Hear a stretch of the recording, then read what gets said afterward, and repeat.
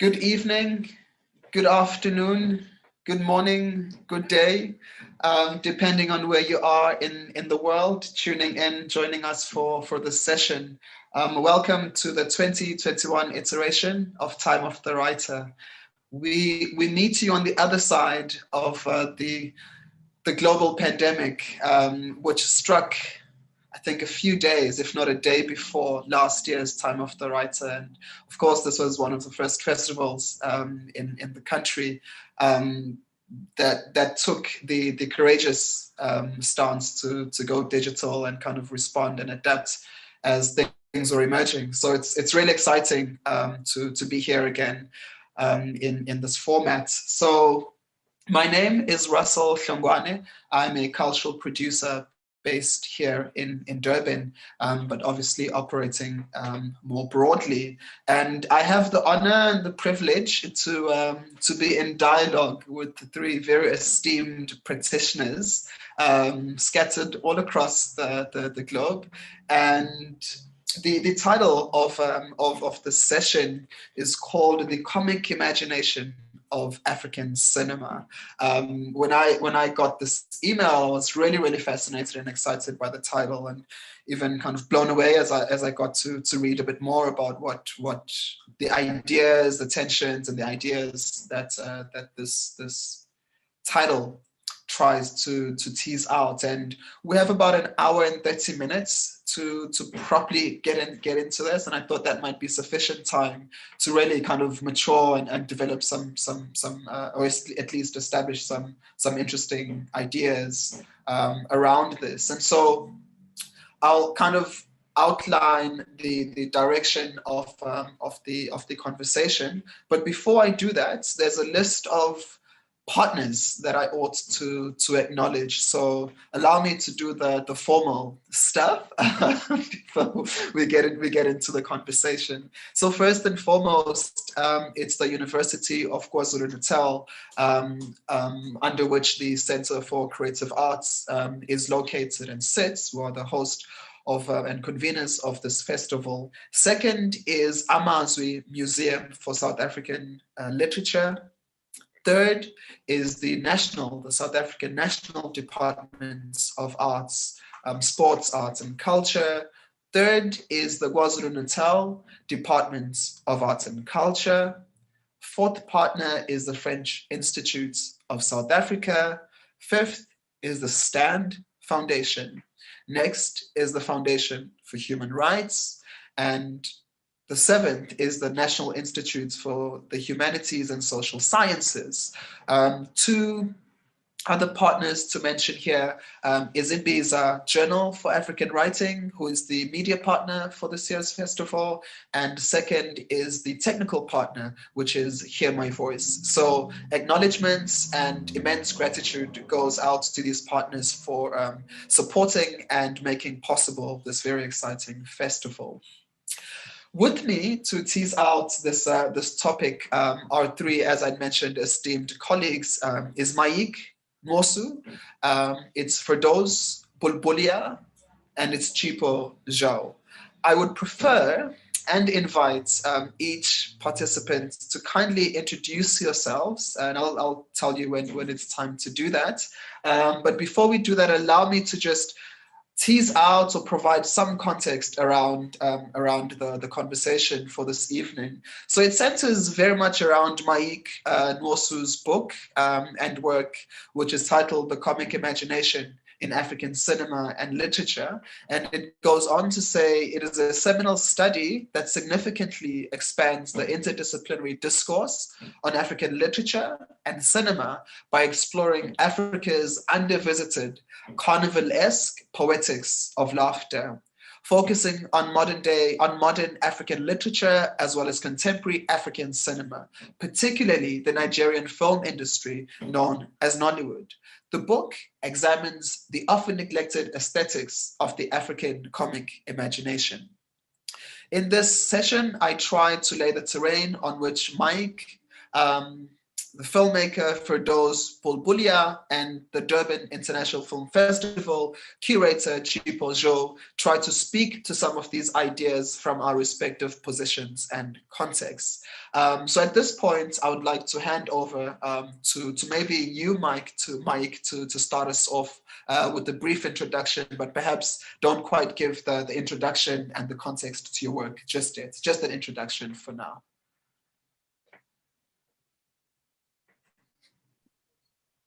Yeah, thank you, Russell. And my name is Maik Mosu. I'm a professor of English and Literary Arts at the University of Denver in Colorado. I'm also the chair of the department. I don't know what else to say. Other than to say thanks, I'm really, really thankful to the Center for Creative Arts at UKZN for inviting me to participate in this webinar. Thank you. Sure. Over to you, Firdaus. Hi, my name is Firdaus Bulbulia. I'm an independent filmmaker producer from South Africa, but we are located in Nigeria, South Africa, the UK. And I was saying to Maik earlier that I am his Niger wife, as they would say in Nigeria, since my husband is Nigerian. I'm interested to be here. Thank you so much, especially to read what you have shared with us, Maik, and for you to say that's all. I think that's amazing what you've done, and to bring Nollywood into focus is really important. Thank you. Thank you. Last but not least, Chipo. Good evening, everyone. It's really good to be here. Time of the Writer. I am the curator for the Durban International Film Festival. And it's quite interesting, I think, being on this panel, because there's quite a lot of intersections within the literary arts, as stories are stories. And even though they are produced within the audiovisual medium, there's so many parallels that can be drawn. And I think it's going to be a very interesting discussion. And thank you for the work that you've put out there, Maik. I think it gives us quite a lot to think about, just, across the continent. So, Maik, could you enter us into this universe that you've set out here through your work?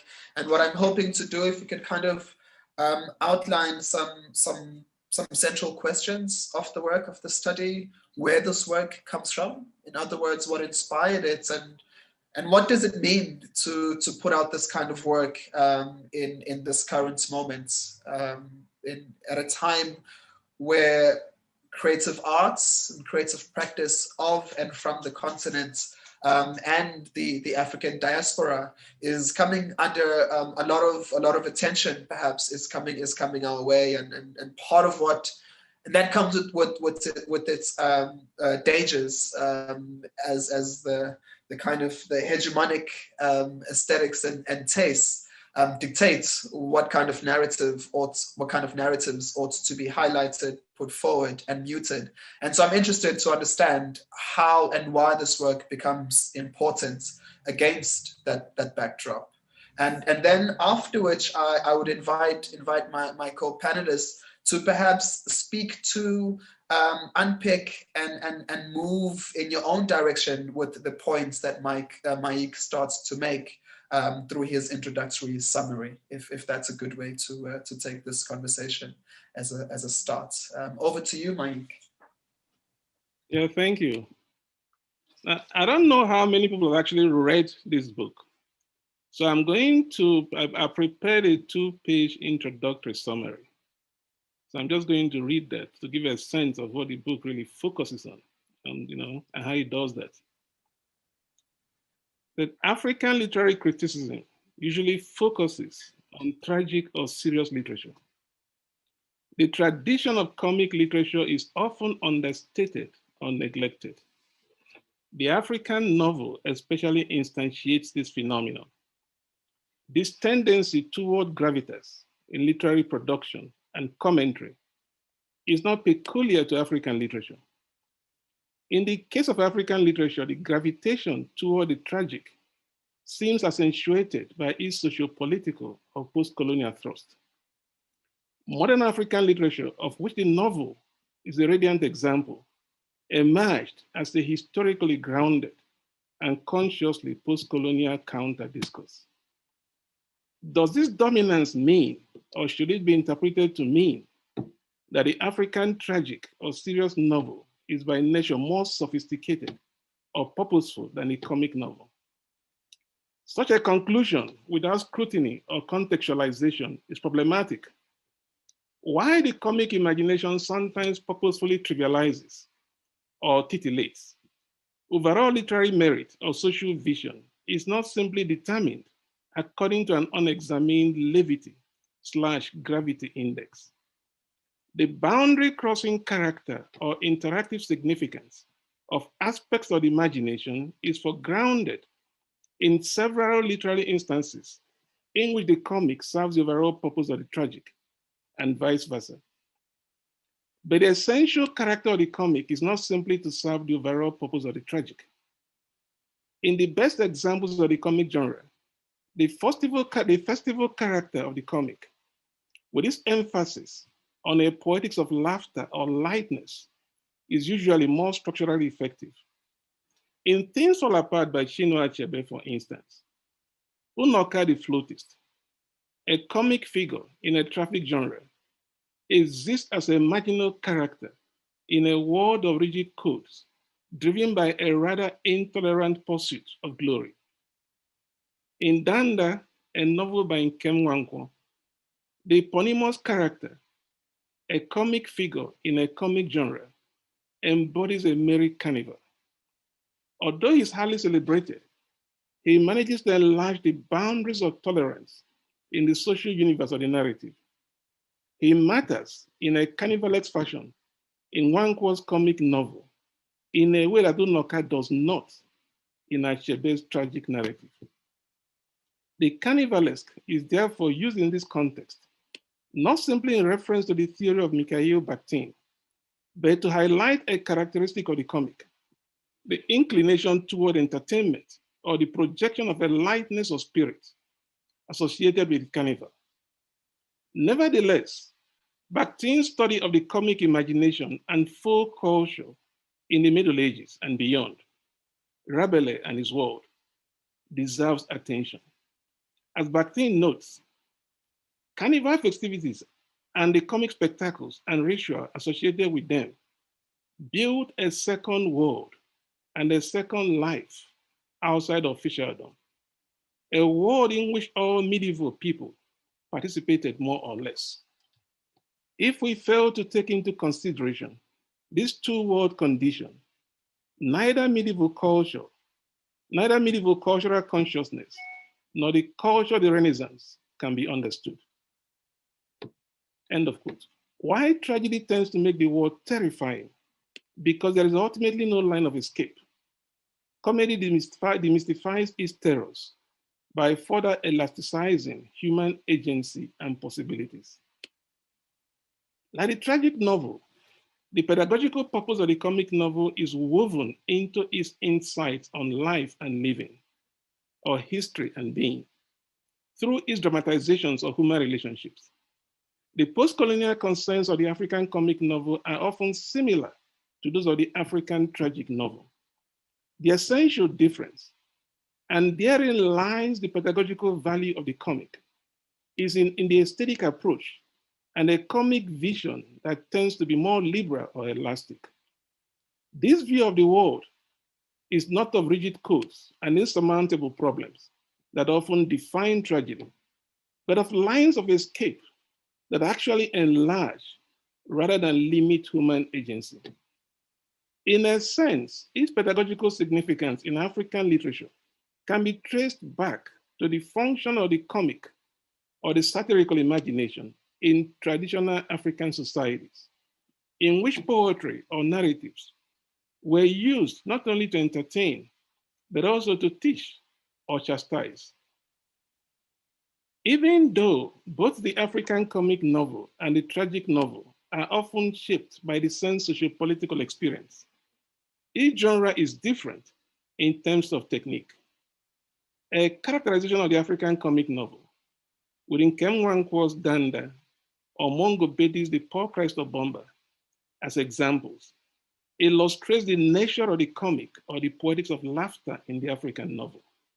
A poetics that ranges, in this instance, from the comic simplicitas or simplicity of Danda to the comic magnitude of The Poor Christ of Bomba. In both cases, characterization, especially of the main figures, plays a crucial role in shaping the tenor of the text and the reader's response to them. As is the case with the African tragic novel, narrative technique and overall vision varies, sometimes greatly, in the African comic novel. The African comic imagination in the novel, in poetry and drama, and in the popular Nigerian film industry known as Nollywood, is an under-discussed but nevertheless important factor in artistic production in Africa and by Africans. Nollywood particularly exemplifies the ubiquitous character of the African imagination. In differentiating tragedy and comedy, Robert Torrance notes in The Comic Hero that in comedy, beginnings are turbulent, endings tranquil. In tragedy, events happen in the opposite order. Again, in tragedy, life is represented as something to flee. In comedy, something to seize hold of. The idea of seizing hold of life is sometimes channeled into a joyous abandon that is different from the tragic hero's pursuit of glory. Sometimes the comic hero is also presented on a glory hunt. But even in such instances, the festival character of comedy is ultimately distinct from the funeral quality of tragedy. The poetics of laughter remains a fundamental feature. This laughter enables a revisioning or a thinking of the world, so it is not purposeless. If the comic facilitates laughter or lightness, and it has to do so to be worthy of comedy, it also makes us pause or ponder, either because of its structural signification or because of the consequent chain of signification. That is, the ability or tendency of a text to signal in a structured or even unstructured chain of associations beyond these boundaries. This referentiality or progressive signification is an intrinsic aspect of the poetics of laughter. And the African comic imagination variously reflects across genres, both the festival character of comedy and its pedagogical value. That's the end of the summary. But that, I think, gives a good idea of what the book really focuses on. Sure. For me, it's really interesting, and the point that reemerges in your summary is the pedagogical value of laughter, the pedagogical value of humor and comic practice, so to speak. And with that, I'm trying to understand, Mike, perhaps, have you started to, or did you find in your study what informs these practices of the comic imagination? Like, is it informed by what kind of everyday practices or an imagination of a people that starts to inform these comical imaginations? And are they regional? I mean, it's quite easy for us to think of the monolithic African image or picture. So I'm trying to understand here if, for example, you look at Nollywood, there's a very specific kind of comic practice that's operational, at least in a filmic sense, And I can think of a few in South Africa, for example. One being a character popularly known as Mshefane, who was kind of using these like kind of dramatized gestures that provokes and teases out narrative, So in your work, have you found that the comic practice in West Africa differs, and in what way, from maybe East African, Central Africa, Southern or Northern Africa? Or have you found that there's almost like this universal, this African universal comical imagination? Yeah, you know, my book really takes most of its examples from West Africa, you know, and this is because this is what I really know very well. This is what I grew up with. This is what I've studied for a much, much longer time, you know. So many of the examples are based on what experiences, narratives from West Africa. But I also think, you know, based on the instances that I looked at outside West Africa, that the duality of life, you know, we laugh, we cry. These tendencies are also reflected in the different aesthetic approaches, you know, the serious, you know, the not so serious. And they are evident, you know, right from the way we tell stories in our traditional societies. In southeastern Nigeria, you know, which is where I come from, we have heroic tales, we have trickster tales. You know, both are meant to teach lessons. They are meant to transmit, you know, lessons about morality, about the view of the world. But are differently oriented. You know, and okay, we have enough time. I'll give 2 examples. You know, we tell this story about this figure called Ojadele. You know, he was a champion wrestler. He had defeated everybody in the known world, but he wasn't satisfied. So he wanted to cross over to the world of the spirits. So he can be a champion, both in the world of the living and of the world of the dead. He manages to cross over, but then he's defeated. You know, that is almost paradigmatic of the heroic tale, the tragic tale. You know, the lust for what? For glory. You know, regardless of the dangers, and how it can lead, you know, to those kind of conclusions. So it does tell a story. It also does give a message or teach a lesson. On the other hand, you have the story about the tortoise. You know, the tortoise we know isn't a bird. And then there's this story about the tortoise, about this festival in heaven or up in the sky. The tortoise couldn't go because it doesn't have wings. What does he do? He goes to the birds and convinces them to lend him a feather each. So he makes the wing out of their feathers. But he's not satisfied to just go there. He also convinces them to make him their spokesperson. And then he uses that to do what? To deceive them, you know, to eat all the food, enjoy all the drinks prepared for everybody. Because he claimed that his name is what? All of us. Or all of you. So when they bring food and they say, he asks, well, who did you bring the food for? And they say, all of you. So he eats all the food. You know?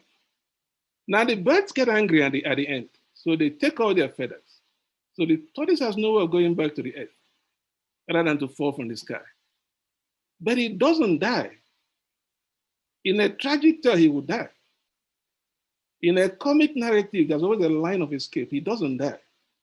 Instead, he has what? A cracked shell. But think about the ambition of the tortoise to fill his stomach, nothing more than that. You know, so his ambition and this consequence are quite different from the ambition of Ojadele and this consequence. But they are both what? Pedagogical narratives. They both teach us lessons. They just do so in different ways. So we remember them, you know, for different purposes and in different ways because their aesthetic approach is different. No, I see connections, you know, in the African comic narrative and the African tragic narrative, you know, to these traditional ways of telling stories.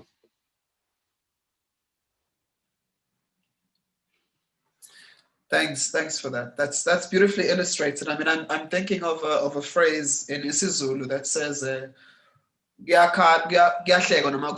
which is to say, even in mourning, there's still a moment for laughter, you know. Yeah, and with this, maybe I'm inviting both you, Chipo, and Firdaus to maybe chime in here.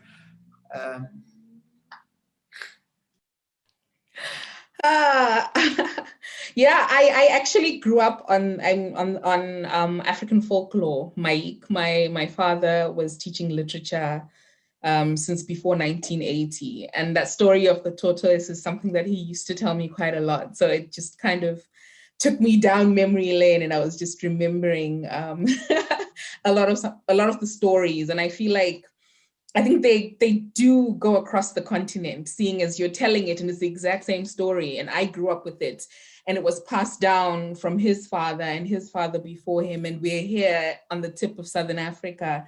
So it's quite interesting that the references that we have are seemingly coming from a very similar position. And Russell, we also have a Shona saying, which is kuseka namo serugare, which is also literally translated as, you know, even when you are suffering, you know, sometimes you laugh at that suffering as if it's funny, like as if it's fun.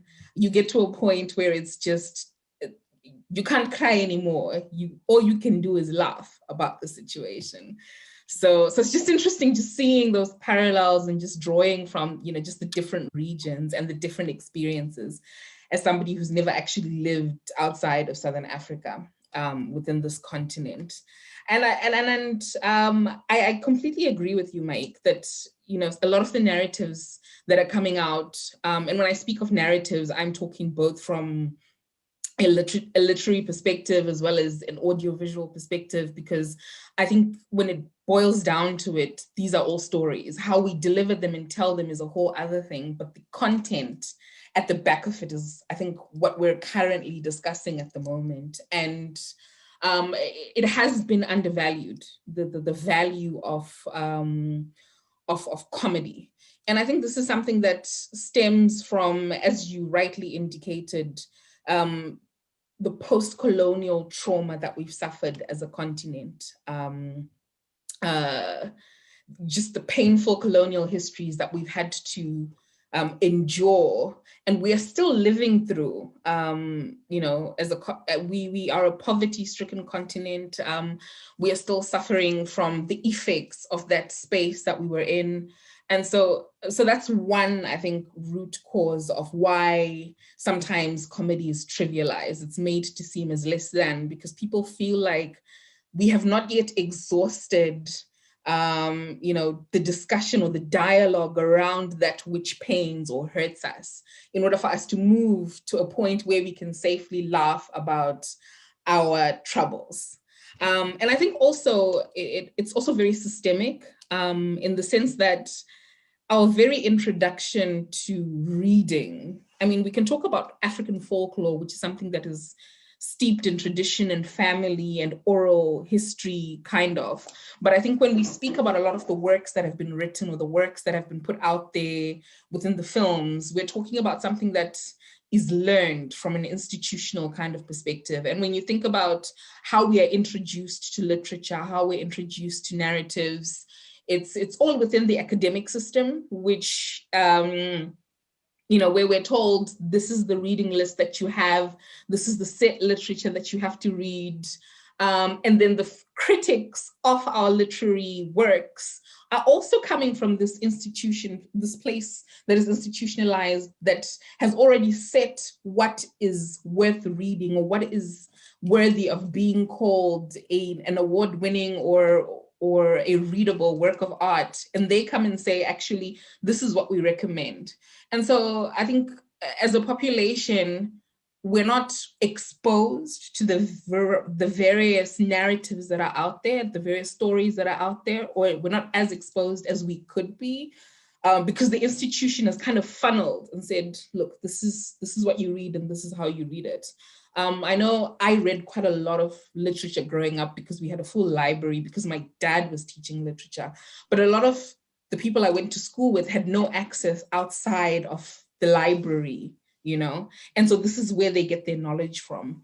And if the government decides that, certain books are not allowed or certain books are not good enough to be within the curriculum, then nobody knows that they exist, and it's the same with cinema. If our cinema houses don't take a certain kind of film and showcase it, then our audiences are not exposed to alternative ways of filmmaking, alternative narratives, and we are kind of programmed to believe that a certain kind of work has more gravitas than the other, and it does articulate our problems more clearly than what another form or art form would be able to do. And I think what you're trying to illustrate with some of the books that you reference is that actually you can actually find that it is more powerful, and sometimes it does not dilute the message that you're trying to drive across if you do it in a comic way. Although the other side could also say perhaps that some subject matters are best dealt with as is. I can speak to some of the books that have been written. One of the examples I'll speak to is also, she's an author, but also she writes screenplays. So these are some of the connections that we have. Tsidangaremka, she writes from a very feministic, point of view. And sometimes when you make fun of some of the issues or the challenges that are raised from it, it becomes really difficult to gauge the weight of it. And so sometimes you just need to say it as it is, as painful and as difficult and as tragic as it might be. So yeah, but I think it's really important that we do note that there is value in these comic characters. And I think there's quite a nuanced perspective that comes with comedy. And it takes sometimes with comedy, there's context. Sometimes you watch something and it goes over your head if you don't quite understand where that humor is coming from, where the storyline is coming from. So it requires you to be a little bit more open-minded, to think more deeply. When comics work within satire, if you don't actually understand what that is, it might be really difficult to get the message. But I think it's important that we learn this at an early age, and that our younger generation is introduced to these kinds of works at an early stage to be able to open up their minds so they can see the world from various lenses and various perspectives. Yeah, I think that's just kind of all I had to say around that for now. Thanks for that contribution, Chipo. I think the one point that stuck out for me in the points you've just raised is I guess what you're doing, Maik, is altering the canon. Essentially, you're creating room to put into a very defined canon what is respectable, what speaks for people, and how people speak for themselves, and how others writes for and about the people. So really, I think I really like this point of like this kind of work, this work of yours is altering the canon and starting to broaden its understanding of how the comic and how humor operates amongst Black and brown folks. For those, we've been going on here. Happy to hear, keen to hear from you. I think there are several things that we need to consider. I do believe that, the storytelling in terms of, if we talk about children's content, and we know there's a whole genre of edutainment, where it's education and entertainment. So it's not that it's just come out of nowhere, that we realize that through entertainment, we can really communicate, we can inform, we can teach, we can, so entertainment has always been part of that. Whether that entertainment is in comedy, whether it is, if we look at the West African masks that are used in the way that you tell a story, or the folklore that has come out over the years, whether it's African folklore, whether it's Asian, who are these characters that mimic, who are these characters that tell a story, which is the character that you become afraid of because it represents a certain darkness or a certain energy. So this has really been, I would say for a very long time, part of our stories. I also think that, Faith Isiak Perry just reminded me of a series that was called Basi and Co., which probably my EQ would know about, which was shown in Nigeria as a series of comedy, of a series of dealing with issues. You know, Fela Kuti, for example, as you know, his music, he was talking about really serious things in a comic way, in a way in which you are able to communicate with your audience. So comedy has always had a very strong space within storytelling, whether we talk in film or novels or whichever, you know, medium we want to use. And if you think about children, we've used puppets and Muppets, and, you know, there's always this way in which you're going to be able to communicate something in a way that is not scary. And I bring us also to a series we produced on HIV and AIDS. You know, it was a 13-part series on HIV and AIDS that we did 1999. And I remember when I was filming in Ethiopia, for example, and the young people said to us, you know, when they first spoke about AIDS, they kept showing us these skeletons and coffins, and they wanted to scare us, and it was this fear factor.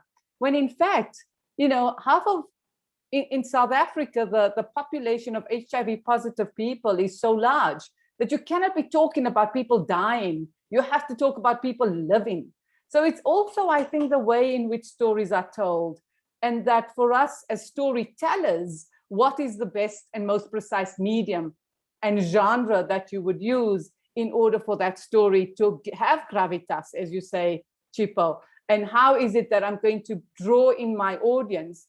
And from the Nollywood perspective, you know, there are these wonderful, crazy comedies that have come out, and they've just been amazing, and they've done extremely well at box office, because you're right, as you say, Chipo, you know, post-colonial, there's the trauma and the heaviness, and maybe we're looking for, you know, an outlet where we can feel less exhausted by the reality of our dark and sometimes difficult worlds. And so we do go to comedy for that. But I think there is always an underlying message. There is always depth. There is always something that we're learning as we laugh in. We just finished a film a few years ago that we entitled Cry of Love.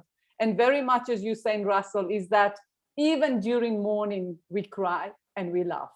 So laughter is very much part of who we are as a people. And it's across, you know, it's across whether we're Asian, whether we're African, that the laughter, the humor, the lightness is necessary in the tragedy of our lives. There are two things to pick up there and direct a question to you, Mike. The one is also looking at how, and maybe specifically Nollywood, some of the meme culture that circulates in platforms such as Black Twitter, for example, have been, I would say, like ingredients and elements from Nollywood. You know, like there's a very established set of portraits that mean something, and when you put a set of text beneath that, it's when you understand how these two things, how the text and the image operate and how they speak past each other, that there's a new conversation that starts to happen. So again, I think there's an interesting way to look at how this tradition has started to create and etch out a platform for critique and intellectual conversation, yet is very lighthearted. I mean, again, when you kind of look at how these images circulate, they are oftentimes speaking about very political topics and conversations, but they arrive in a very humorous way, you know. I mean, I've always looked at both the dangers and the possibilities of that, because on the one hand, there certainly is this the danger of getting to a point where you trivialize even very, very important subject matter. At the same time, you're able to conscientize a very large mass of people when you deliver these messages through the comic imagination. But I want to come back to you, Mike, and find out, how does this work fit in your broader practice? Because you've obviously been thinking about this, it seems to me, for a very long time in very focused ways. How does this augment your other works? Is what I'm curious to understand.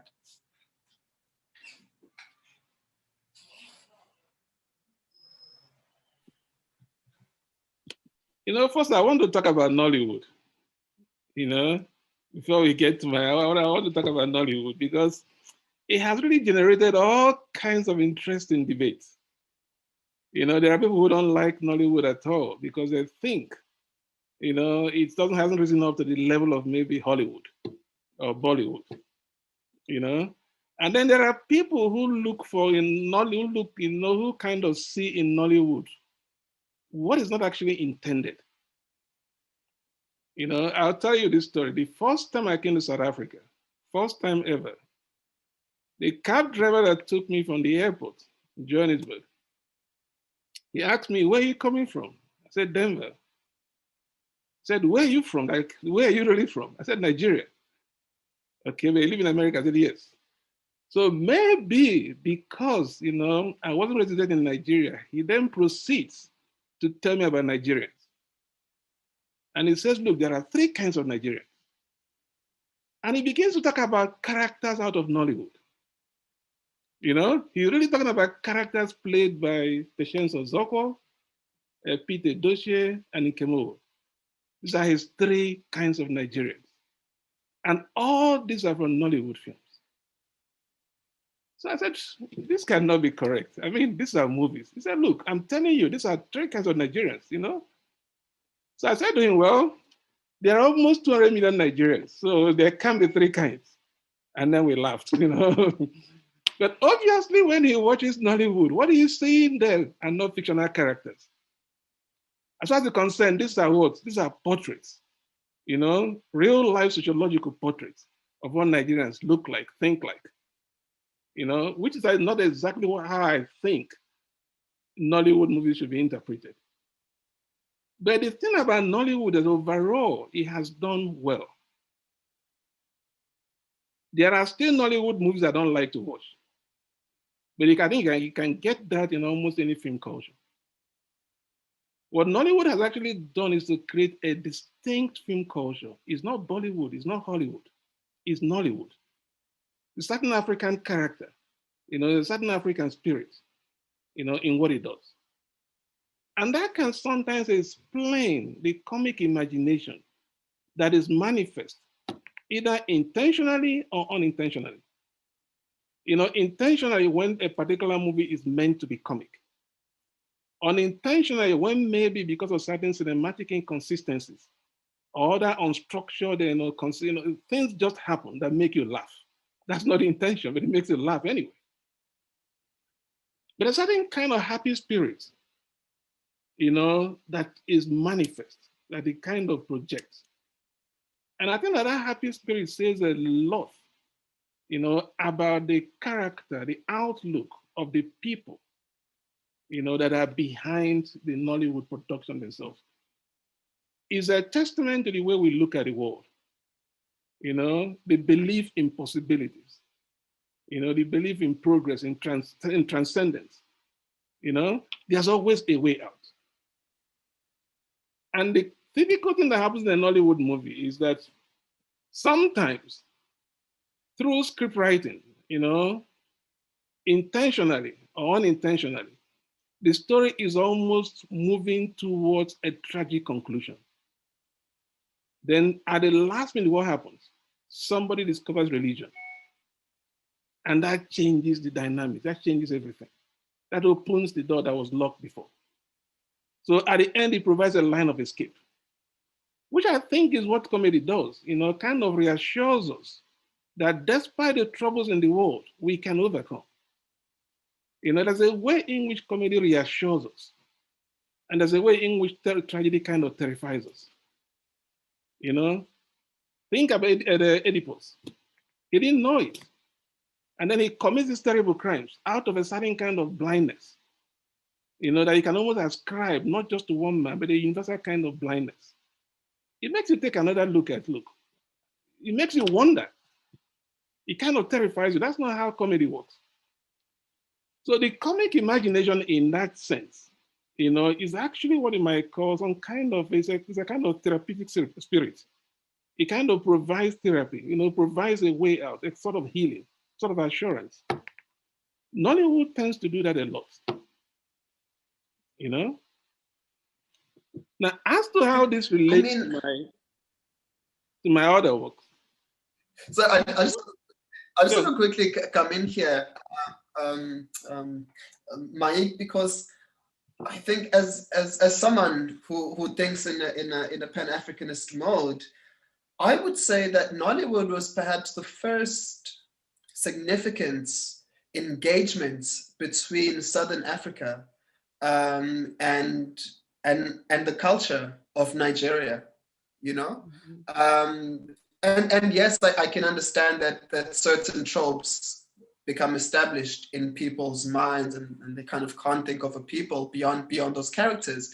But I certainly think that it sets forward some kind of engagement in a continent that is very fragmented, you know? And it's done this over a trajectory of about, what, 10 years, if not longer. So I certainly see the values, and the first films that came into South Africa from Nigeria were very much, they were humorous, you know, they were playing with them. And I think they were able to transmit and create a very safe arrival into a market that had a very specific perception of Nigerians, you know? So I'm sorry that you had this incident with your cab driver, but I think I'm trying to highlight the importance and the vessel that the first set of productions from Nigeria started to create on this continent. I think if I can just come in there, you know, when Nigerians came to South Africa as part of what was then Sitenge, you know, when we hosted Sitenge, which was the Southern African, the film festival and market, Nigerians came really to say, you know, let's talk to South Africa and let's work together. South African filmmakers at the time felt, as you say, Maik, you know, issues around quality, production value, storytelling. These were issues that they, you know, they didn't really think that Nollywood was ready for, or that, you know, South Africans kind of aspired to a very, as I would say, and this is just me saying, a very Western way in storytelling, and in the way that you wanted to be in Hollywood and definitely not in Africa in any way. So that was not what they were looking to. And what I think what has come out of Nollywood is a fantastic eye-opener for us as we sit in South Africa and in the rest of the world, really. I actually thought, Maik, you were going to say to me, I remember arriving in Australia and the taxi driver asking me, oh, you're from Africa. I have so many Nollywood DVDs in my car. Because that was the point, is that Nollywood exploded in the world, not just in Africa.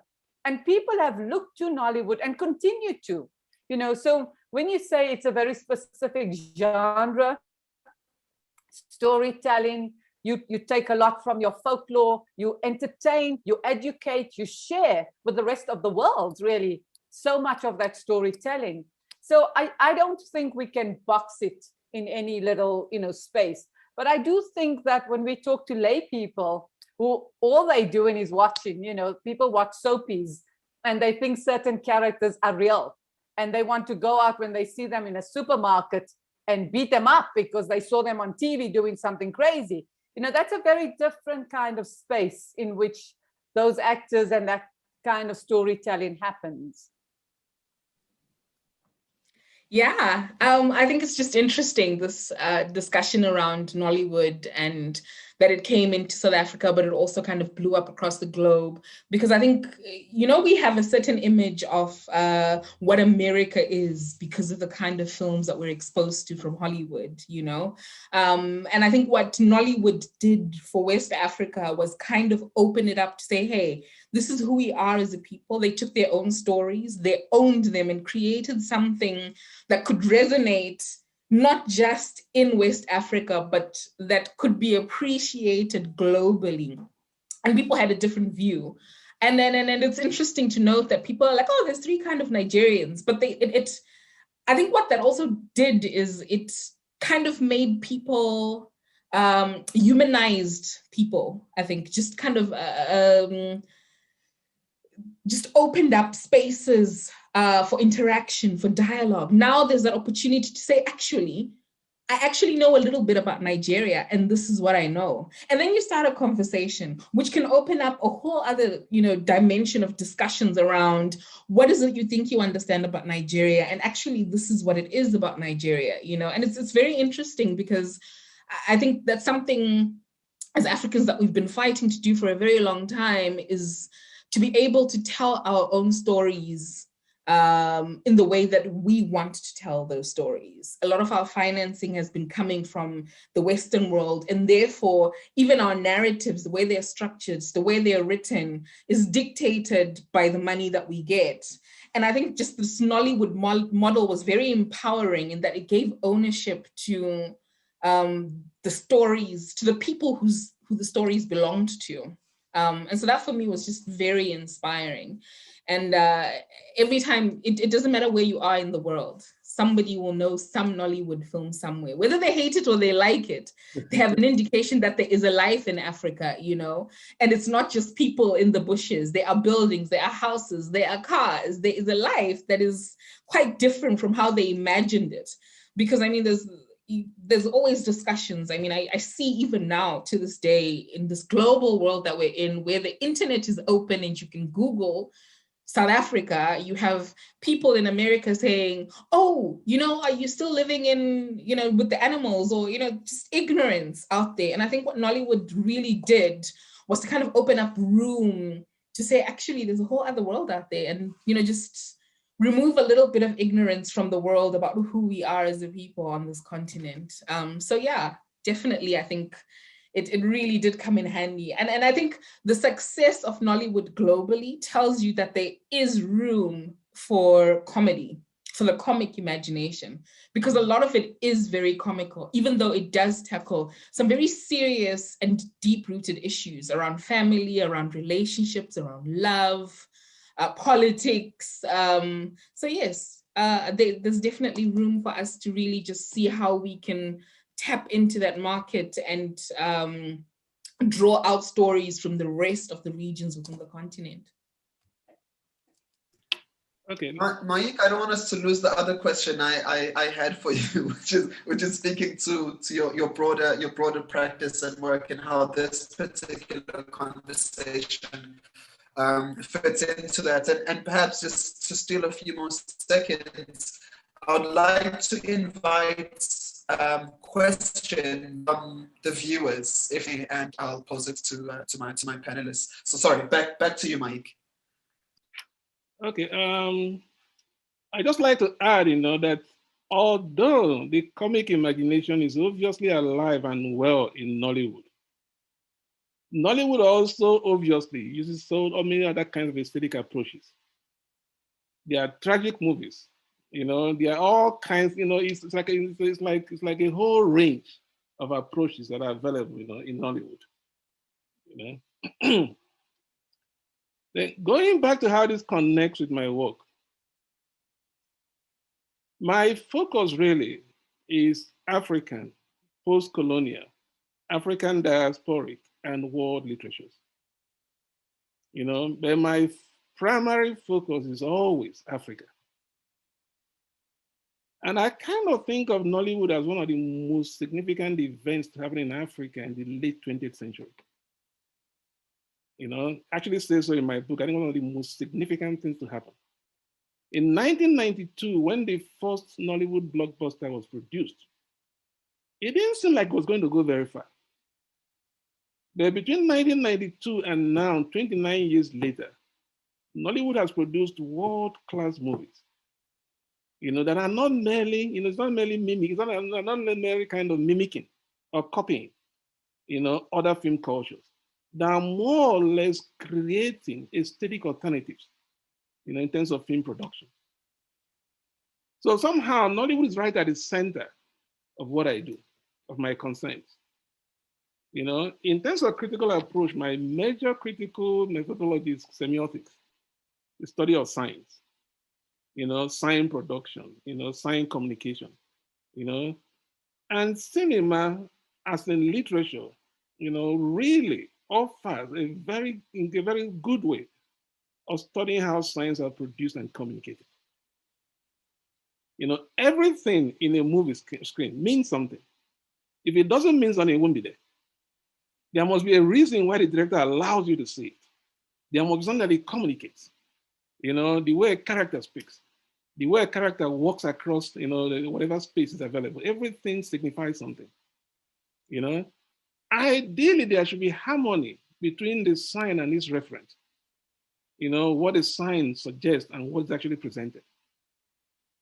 Initially, that was the problem I think that Nollywood had. The way that they kind of created dramatic visualizations of ideas. Like, maybe this is a very wealthy person. This is a very sad person. How do you communicate that? Obviously, you can't shoot the abstract. You have to somehow translate the abstract into the concrete to be able to film it. But I think that over time, he has managed to figure out how to do some of these things and do them quite well. And as an Africanist, I find Nollywood also very useful. Just like people was saying, also kind of talking about Africa. A few years ago, I had a lecture that was just called Africa Biography. And I chose to kind of create visuals that people could look at. I took excerpts from Nollywood movies. After I had the lecture and shown those excerpts, people were saying to me, is this Africa? Because they came into the whole lecture, with a certain notion of what Africa is. And Nollywood kind of problematized those notions, And instead of whatever images they came to the lecture with, it gave them new images, which I think is really great. So in a way, it kind of, it's what is also it fits in my overall concern, as a scholar.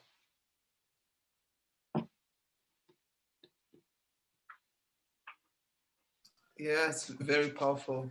I've got some points to raise, but I'm again want to invite viewers and the audience to come in with some questions. Is there anything that you want to add here, Chipo or Firdaus? If not, I've got something to come in here with. I mean, I'm thinking here of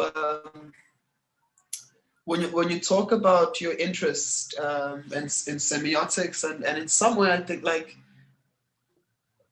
and how this builds towards the aesthetic approaches to Nollywood, the so-called the quote unquote low production values, for me, I think are very much part of the politics. Yeah, it's deliberate. In some cases it's circumstantial, but I think what makes it such an interesting proposition is the fact that it defies all the preset conditions for what is a good film, for example. Mm-hmm. And I think what Nollywood asked the world to do is to, if you were to engage with content from this continent, you need to establish and be ready for a new visual language altogether, and it's insisted on this to a point where the world, the nuts cracked open and the world was ready to engage with cinema from Nigeria on its own terms, and for me, this has been the really interesting thing about Nollywood. Whether you appreciate it or you don't, it certainly has delivered on that promise consistently. Come in for a dose. No, Russell, what I was going to say, I think it depends on what we're talking about in terms of semiotics, but also in terms of production value. And the realities for a lot of filmmakers, and especially, I'm part of the African Filmmakers Consortium, and we're about 250 people on this WhatsApp group. The big concern is about money. If you don't have the funds to be able to produce what you would like to produce, and in the Nigerian, the old Nollywood model, we used to say these were, at some point, it was market women, it was marketers who put the budget, put the money in, people took money out of their pockets. It's not like in South Africa where you have, the Department of Trade and Industry and the National Film and Video Foundation, and you have other ways of raising budget, and therefore you're able to produce high quality. You also have an issue around equipment, around lighting, around, all of the other technical aspects of filmmaking. So how available is it? How cost effective is it? So I think sometimes we also mustn't romanticize, issues. You know, it's not like a filmmaker wants to say, oh, let me, you know, I don't care about the sound value. I don't care whether there's a noise in the background or, you know, an aircraft going. No, we do care. And our idea is that we want the best quality. What we are doing is we are working with the money and the budget and the circumstance that we have, and we're making the best of what we can. And currently, you know, there are quite a few films on Netflix, for example, or if you look at Kunle, who's just so prolific in the work that he's doing, they are looking at pushing the envelope. They are looking at pushing quality. They're looking at having good storytelling. You know, I thought what was interesting, Chipo, if you remember the conversation around the Oscars and whether or not Pidgin English could be a foreign language. You know, I think these are some of the conversations that we should be considering as practitioners. You know, we are filmmakers. This is what we do. So we enjoy that there are researchers and there are university professors who, you know, look at it with a particular lens and write down what can be very interesting in a conversation around it.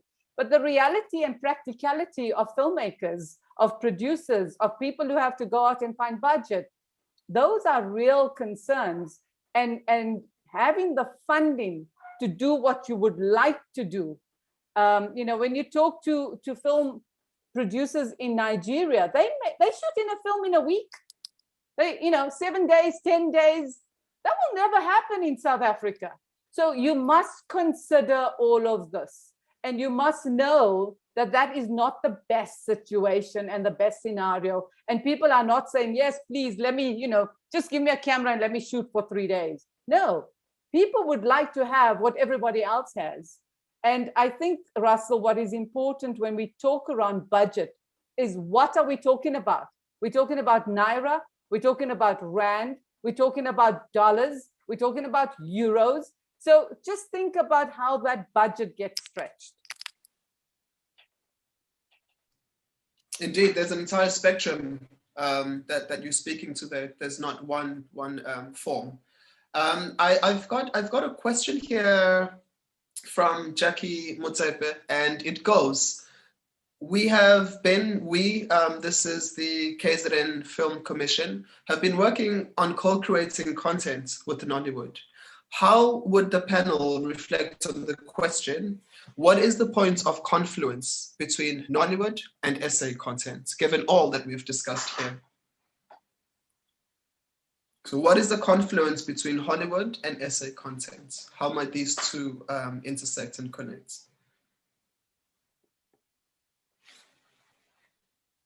I mean, if I maybe point this at you, Mike, as someone who spent time in South Africa to some degree and is very interested in Nollywood and how it shapes itself, how might you reflect on this question, for example? I think that what I've found out, you know, from the few African countries that I've been to, that everywhere you go, people have a certain idea about the next people. You know, some of it complimentary, some of it not. And Nollywood, you know, the way it tells its stories, and increasingly, I think that, you know, there's been a lot of improvement in Nollywood, but in terms of the quality of stories, you know, the quality of the cinematography, almost everything, you know, has kind of improved. Stories have become much more nuanced, you know, much more thoughtful, you know. So it can actually help us as Africans, I'm now focusing on Africa, understand one another better. You know, there are Nollywood films that are shot in South Africa. I've seen a few of them that are set in South Africa. You know, I don't know whether there are South African movies that are set in Nigeria. There are, okay. So we've actually filmed in Nigeria with South African Nigerian crew, and this was more than 10, 15 years ago. So yes. So in a way, by working together, you know, whether with South Africa or Kenya or whatever, you know, it can actually, you know, transcend the national, the regional boundaries, you know, that exist in Africa. It can help us understand one another better, create effective, you know, more durable, you know, relationships, you know. And then looking at Nollywood, a certain kind of confidence seems, evident. Now, Nollywood is now everywhere. It used to be that Nollywood films were shot basically in a small part of Nigeria. I think a few weeks ago, I saw a Nollywood movie that was shot in Finland. So I'm saying to myself, wait a minute. They're all over the place. There's now Nollywood USA. There's Nollywood UK. So it's become a global industry. Which means, I think also importantly, Mike, is that very good South African cinematographers have been going to Nollywood to shoot. So Jonathan Koval has been there shooting a series. So South Africans have also seen the opportunity and importance of collaboration and learning, because I think what Nigeria offers us is how to work in a very difficult environment. And I put that in inverted commas because Nollywood has managed to push that envelope. And I've seen that because we physically filmed in Nigeria. We run, MITV is a broadcaster in Nigeria where we have a children's, we have a whole strand of content for children called Africa's Best Channel. So we work in Nigeria. It's very much part of our world. And I think when Jackie asks that question about co-creating, Jackie has been around for decades looking at that partnership. I think one of the things that we still have a challenge about is the treaty. South Africa has treaties with all the European countries. We don't have a treaty with Africa. We don't have a treaty with Nigeria. The film treaties, the bilaterals. These are the ways in which we make that world smaller and make it more available and help us. And you're correct that Nigerians have come to South Africa to film, and Nigerian actors have done extremely well in South Africa. And South African actors are now going to Nigeria. So there's a lot of collaboration that is happening. And so as we talk about this, it is not in isolation of all the work that is happening currently. I think also maybe just a shout out that the Luxor Film Festival will happen from the 26th of March in Egypt. And we are setting up the African Film Festivals Consortium to make sure that we collaborate, that we are closer together, that we support each other. And the work that Chipo is doing that is so important as we cross those bridges and those divides. I think this is important. So it's not in isolation of everything else that is happening, but really in tandem. We are working as much as we can. I've been doing this since 1994, 95. We sit in 2021. This is not something just happened, but the build up and the sustainability of these relationships that are important. I agree with you, Firdaus. And I think what we have to note is what each country, what value add each country brings that is unique to the other. I think Nigeria and South Africa has a lot of talent across the board, and just combining those resources, and even from an audience perspective, marketing, distribution perspective, the markets combined, when you have the quality and the star power that comes from South Africa and you put Nigeria together, suddenly you've got different regions of the continent coming together and rallying behind these productions. And I think it's important that we begin as artists to see ourselves not as competition, but what we can get from each other, the value addition that we can bring to the table in order to be able to tell these quality stories that we want to be able to tell, as well as to make a living from it. I mean, I am mindful of time, so I would ask each of us to start to draw some closing conclusions, but also want to take this opportunity to just correct a view that in no way was I trying to contain cinema from Nigeria within this kind of low production value dimension. But if anything, I was trying to highlight the insistence and the industrious nature of that tradition, and has now led us to a point where we're able to produce films that could be budgeted within the Naira, the ZAR, and the USD. So it was in no way to say there's only one type of film, of cinema that comes from Nigeria. So on that point, I would invite us, Mike, you can go first if you wish, to kind of offer some closing remarks as we draw towards the conclusion of the session.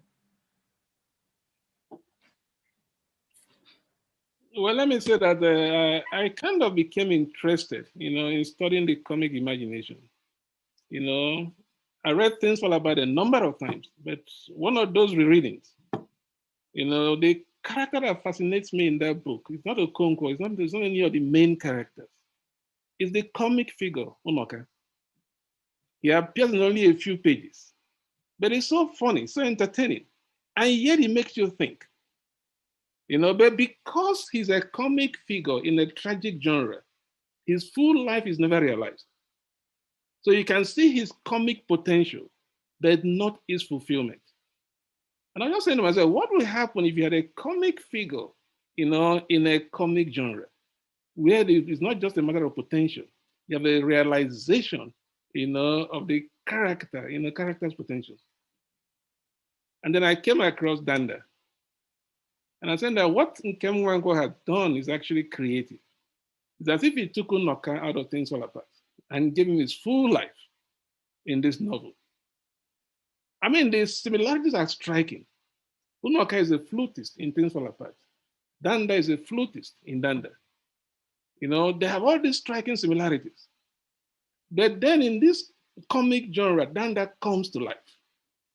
And then when you really think about it, the story that Achebe tells and the one that Nwankwo tells, they're not the same story, but are similarly oriented. They are both post-colonial in thought, they are both a critique of this foreign invasion, this Christian project, that came along with the colonial project. They are both powerful critiques, but they go about it differently, So it kind of, and then I went on to look at Mongo Betty. And even recently, Ngugi wa Thiong'o's The Wizard of the Crow. When you really think about these books, they kind of invalidate the argument that there's only one particular or one important or one significant critical approach or aesthetic approach. You can talk about the same thing in different ways. And each one, has a particular significance or value that it brings into the conversation. So that was my major interest in talking about the comic imagination.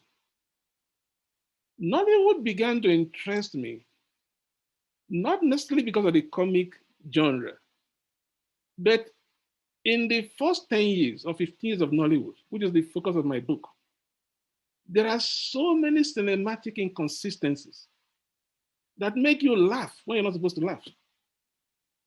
In one movie, a character is wearing a red shirt in one shot. Next shot is wearing a blue shirt. What happened here? How did the red turn to blue? There's no explanation. I understand this is probably a production error or whatever, but you have so many of that in the early Nollywood that I began to think of the comic imagination manifesting, not just in a structured manner, but sometimes I'm looking at the effect now, not how it is set up, not the process. But that was my starting point. But then I went on to begin to discover, there are purposefully comic productions in Nollywood, and some of them are really good. And in fact, every year I think they get better. What we see as Nollywood today is a vast improvement on what Nollywood was in the 1990s.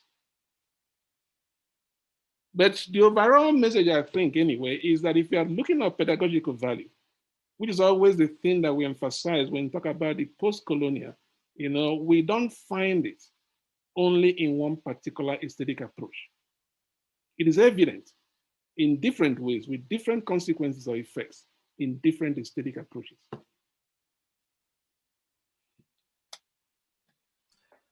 Thanks for that. For those, Chipo, feel free to come in.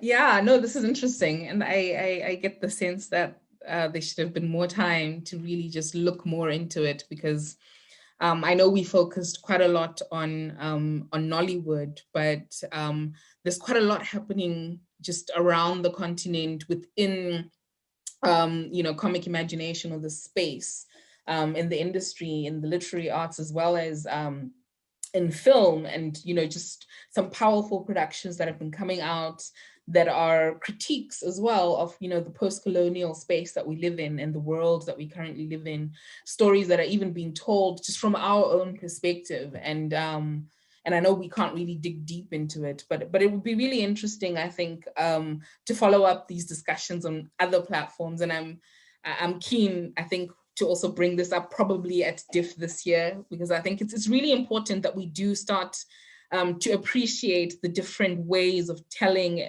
stories, but also the different ways in which we can engage very difficult topics in order to still get the lessons out of them without re-traumatizing an already, you know, an already traumatized population. Let me put it that way.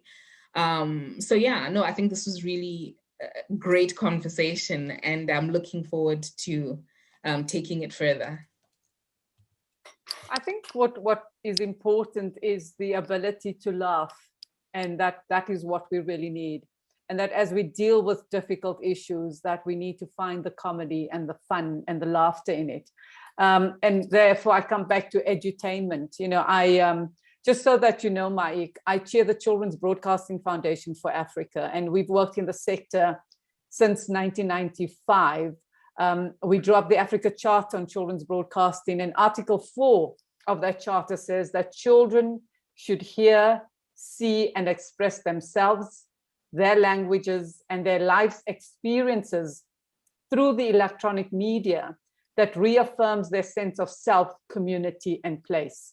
And I think that when we give children positive storytelling, when we allow them to laugh at what might be tragic, and vice versa, that we begin to grow a discerning audience. And that is where I put my focus, because I really think, you know, you and I can sit and debate and have all kinds of conversations, but how do we shift?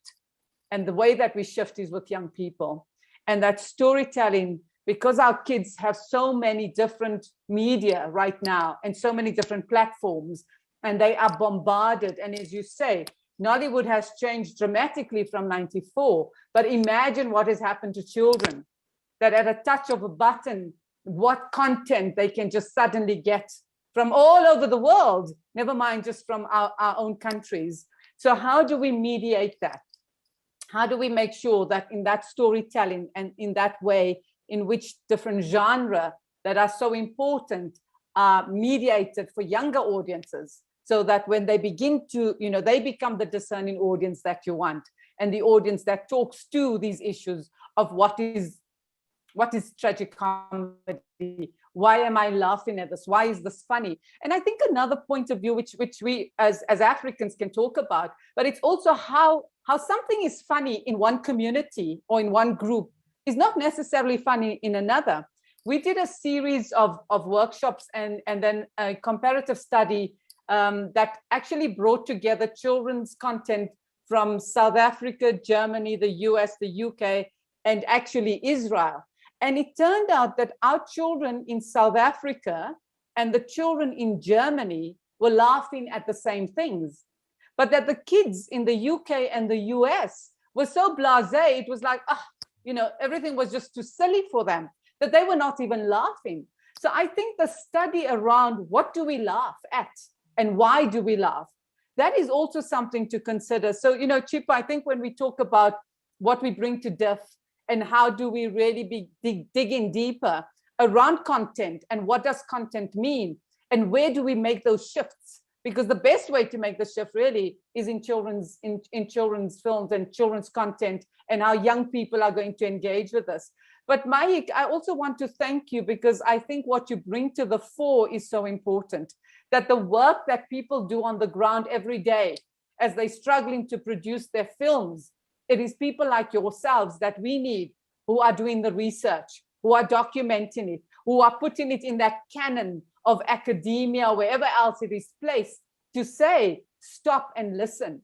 Because all we do as Black filmmakers and as people in this space is we read about Western Europeans. We read about other instead of about ourselves. So let us read about ourselves. Let us know about ourselves. Let us celebrate ourselves. That, I think, is really important. And if that comes out of this, then Maik, what you have done really is to get this engagement, this conversation going, which is really important. Thank you, Russell.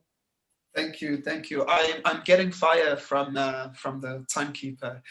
So my closing remarks are really more words of thanks to you, Maik, for this work, to you, Jipo, as well as for those for circulating and moving around this very rich and interesting conversations.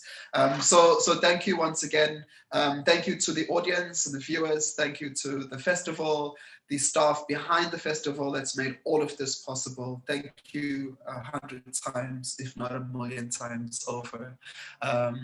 That's it for this session. Goodbye.